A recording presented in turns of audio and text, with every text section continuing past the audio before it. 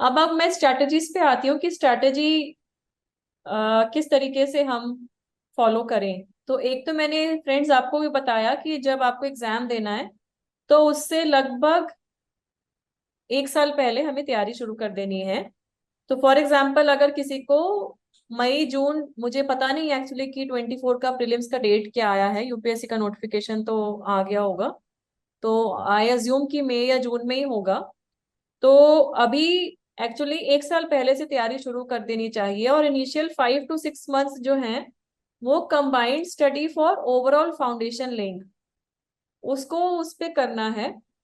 और फिर उसके बाद 3 से 4 महीने जो है मेंस पे फोकस करना है, आंसर राइटिंग पे फोकस करना है। और फिर जब प्रीलिम्स आ जाएगा तो फिर हम प्री के ऊपर वो करेंगे, बात करेंगे। ठीक है, तो आपका जो टाइम है, कब से शुरू कर रहे हैं उस टाइम को अकॉर्डिंगली हमें मैनेज करना है। और इवन ये जो टाइम है इसमें आपको डेली, वीकली, आवरली इस तरीके से टारगेट्स लेके चलना होगा।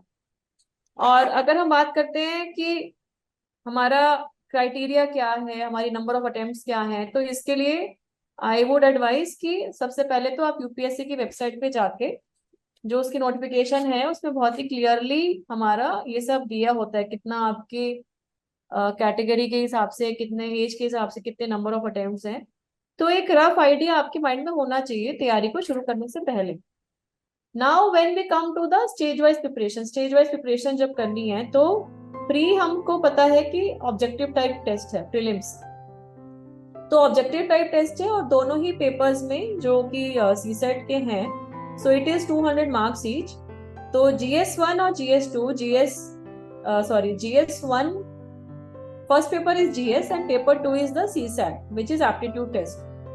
तो हमें इसकी तैयारी उस तरीके से ही करनी है कि कुछ क्वेश्चंस तो आप प्रॉपरली अटेम्प्ट, मतलब आपको पता है आप कर पा रहे हो, कुछ क्वेश्चन बाय एलिमिनेशन भी आप अटेम्प्ट कर सकते हो, तो वो जरूरी है, उसके लिए प्रैक्टिस होना।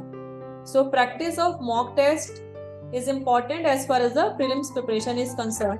और क्योंकि ये ऑब्जेक्टिव टाइप है तो जब प्रीलिम्स का एग्जाम आप दे देते हो, विद इन फ्यू डेज आपका स्कोर भी आ जाता है, पता लग जाता है कितना स्कोर जाएगा, आप खुद भी असेस कर सकते हो कि भाई आपने कौन सा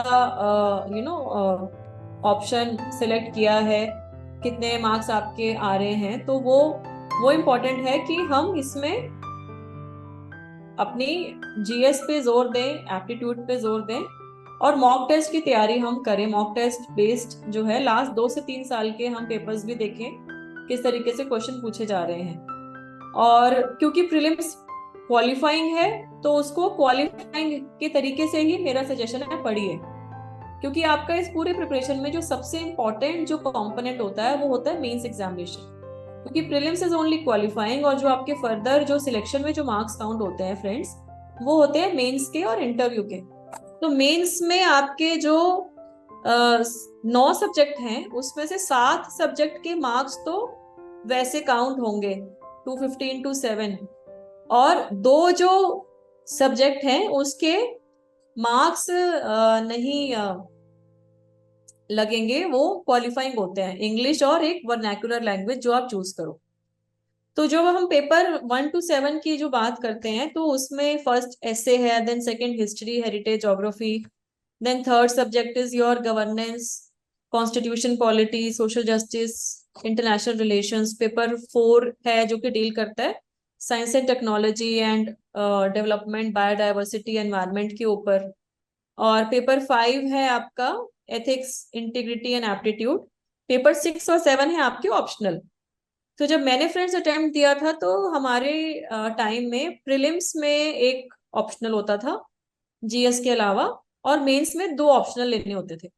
तो मेरा प्रीलिम्स में, क्योंकि कुछ कैंडिडेट्स ने चैट बॉक्स में मेरे से क्वेश्चन पूछा हुआ है कि मैम आपके ऑप्शनल क्या थे, तो मेरा ऑप्शनल प्रीलिम्स में था कॉमर्स, और मेंस में था मेरा कॉमर्स एंड पब्लिक एडमिनिस्ट्रेशन। तो ये मेरे ऑप्शनल रहे हैं। तो मेंस के लिए क्या इंपॉर्टेंट है ध्यान में रखना, मेंस के लिए इंपॉर्टेंट ये है कि आप जो भी पढ़ रहे हो उसको आपको लिखना आना चाहिए। लिखना आना चाहिए का मतलब क्या है कि उसको आप रिप्रोड्यूस कर पा रहे हो प्रॉपरली। और रिप्रोड्यूस आप कैसे कर पाओगे? जब आप उसकी प्रैक्टिस करोगे। तो प्रैक्टिस आप किस तरीके से कर रहे हो ये इंपॉर्टेंट है। तो मेरी स्ट्रेटेजी ये रही कि मैं जो भी सब्जेक्ट पढ़ रही थी उसमें मैंने अपने नोट्स बनाती थी। तो अपने नोट्स का मतलब ये नहीं है कि मैं पूरे पूरा खुद ही कहीं और लिख रही हूँ। जैसे मैं कोई बुक पढ़ रही हूँ, कोई नोट्स मैं बना रही हूँ, तो उसमें उसका सिनॉप्सिस बना लिया उस चैप्टर का, टॉपिक वाइज की पॉइंट्स लिख लिए। और जब मैं फिर रिवाइज करूंगी तो मैं उसी को देखती थी।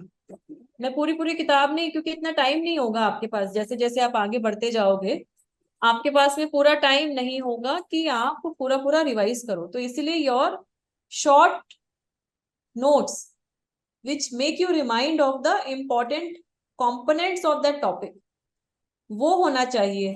और साथ ही साथ में प्रीवियस ईयर्स के क्वेश्चन पेपर्स को देखें, 2 से 3 साल के क्वेश्चन पेपर को देखें, कुछ मॉक टेस्ट भी दें, आंसर राइटिंग की प्रैक्टिस करें। Answer writing practice is very very important. And definitely जो हमारे रिपीटेड रिविजन्स हैं वो ही की हैं। और फ्रेंड सबसे इम्पोर्टेंट मैं हमेशा से यही बोलती हूँ कि अगर आपका मेंस में स्कोर अच्छा नहीं है तो डेफिनेटली सिलेक्शन अच्छा नहीं होगा, या सिलेक्शन हो भी गया तो रैंक अच्छी नहीं आएगी। तो मेंस पे सबसे ज्यादा ध्यान देना है, सबसे ज्यादा तैयारी पे ध्यान देना है। इसीलिए जो मैंने बात बोली कि जब 1 साल पहले जब तैयारी स्टार्ट कर रहे हो उसमें भी इनिशियल 3 से 4 महीने में हम मेंस के ऊपर भी ध्यान दें, क्योंकि प्री और मेंस का गैप काफी कम रहता है, 3 महीने का लगभग गैप रहता है। उसमें पूरा सिलेबस कवर करना बहुत डिफिकल्ट हो जाता है। ठीक है, तो पहले से आपकी तैयारी रहेगी तो यू कैन इम्प्रोवाइज, आप उसमें अपना एड ऑन कर सकते हैं। And then the third important component is the interview, personality test.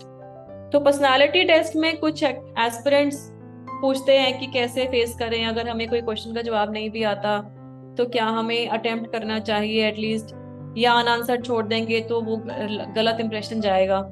तो फ्रेंड्स मेरा सजेशन इंटरव्यू को लेके ये है कि you have to be natural as far as the interview is concern. Do not bluff, because जो इंटरव्यू बोर्ड है बहुत ही एक्सपीरियंस बोर्ड है।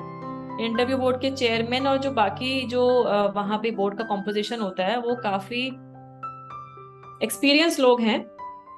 सो आपका जो बैकग्राउंड है, आपका नेटिव प्लेस, आपने कहाँ काम किया, अगर वर्किंग रहे हैं तो प्लेसेस ऑफ एजुकेशन क्या रही है, कहाँ स्टे कर रहे हैं, आपके पेरेंट्स के बारे में, आपने किस सब्जेक्ट में पढ़ाई करी, तो ये सब चीजें हैं। जो आपकी हॉबीज इंटरेस्ट क्या है, आपका नाम का मीनिंग क्या है, आप क्यों सिविल सर्विसेज में आना चाहते हैं, तो ये सब क्वेश्चन पूछेंगे। और उनका इंटरव्यू का बोर्ड का जो मेन ऑब्जेक्टिव डेफिनेटली ये रहता है टू जज that why you want to be in civil services, what is your reason of being in civil services. और जो खास करके जो प्रोफेशनल बैकग्राउंड से एस्पिरेंट्स आते हैं, कैंडिडेट्स आते हैं, उनसे तो डेफिनेटली ये पूछा जाता है कि डोंट यू थिंक कि इट इज अ, मतलब you have invested that many years in that profession, now you are moving, तो क्यों कर रहे हैं, क्या रीजन है। तो ये आपका थोड़ा सा माइंड भी क्लियर होना चाहिए। And now the next point is कि आप जब तैयारी शुरू कर दी आपने तो इस पूरे तैयारी में आपको लो फेजेस ऑफ मोटिवेशन जरूर आएंगे। और अगर आपको फ्रेंड्स, अगर आपको घबराहट नहीं हो रही है, अगर आपको एप्रीहेंशन नहीं हो रही है, तो इसका मतलब आप सीरियस नहीं हो। तो अगर आप सीरियसली तैयारी कर रहे हो तो कहीं ना कहीं आपको टेंशन भी होगी, घबराहट भी होगी, स्ट्रेस भी होगा। So aspirants ask me, in fact chat box में भी लिखा है कि how to sustain pressure, how to stay focused towards the goal. तो फ्रेंड्स स्टे फोकस में सबसे इंपॉर्टेंट तो यही बात है कि जो आपका कारण है सिविल सर्विसेज में आने का, वो कारण आपके जहन में क्लियर होना चाहिए। और वो कारण ही आपको आगे इन मुश्किल समय में भी गाइड करेगा। Your inner strength, what is your inner motivation, know strength, self awareness, और आपका किस चीज से आपको अच्छा लगता है। अगर लो फेजेस ऑफ मोटिवेशन में है तो आप किस तरीके से अच्छा फील करते हैं, हॉबीज कुछ हैं तो उसमें टाइम लगाइए, take adequate breaks in between, talk to your family, talk to your friends, staying calm is very important. तो हमें फोकस तरीके से तो काम करना है, लेकिन अपने धैर्य नहीं खोना है अपना। अगर आप परेशान हो तो डेफिनेटली आपको लोगों से बात करके उससे बाहर निकलना है। So it is important to have adequate breaks, divide your task and goals into achievable units. ऐसा नहीं कि आप बहुत ऐसा अनरियलिस्टिक टारगेट रखें जो कभी कर ही नहीं पा रहे हो, और फिर वो कर नहीं पाओगे तो उससे और डीमोटिवेशन होती है। तो वो इम्पोर्टेंट है कि इस तरीके की चीजों को हम अवॉइड करें। और कुछ क्वेश्चंस एस्पिरेंट्स पूछते हैं कि कितने घंटे पढ़ें। देखिए 10 से 12 घंटे मैं सजेस्ट करती हूँ कि मिनिमम पढ़ने ही पड़ते हैं। एक साल पहले से 10 से 12 घंटे आपको पढ़ने चाहिए। और जब एग्जाम बिल्कुल पास में आ जाता है, 1 महीने 2 महीने पहले, तो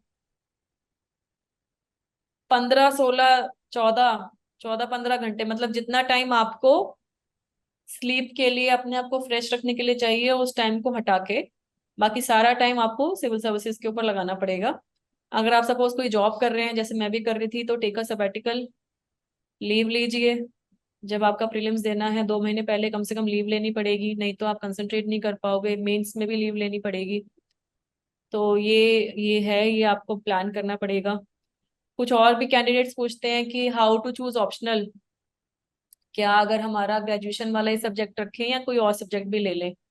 तो ये आपके ऊपर है। बेसिकली ऑप्शनल क्या है कि पहले मेरे टाइम में तो 2 ऑप्शनल लेने होते थे मेंस में, तो अब तो एक ही ऑप्शनल है।